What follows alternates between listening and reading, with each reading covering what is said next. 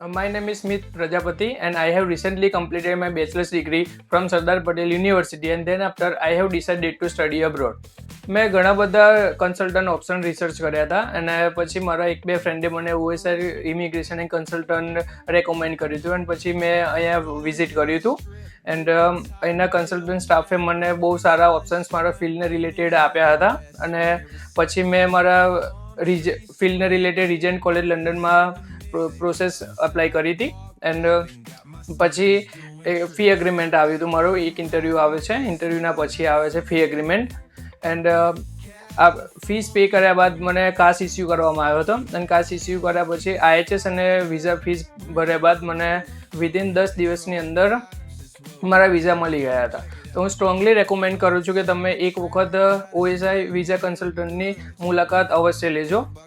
And કોઈ પણ જાતના વિઝાની પ્રોસેસિંગ માટે અહીંયાથી તમને ઇઝીલી તમારા વિઝા અપ્લાય થઈ જશે.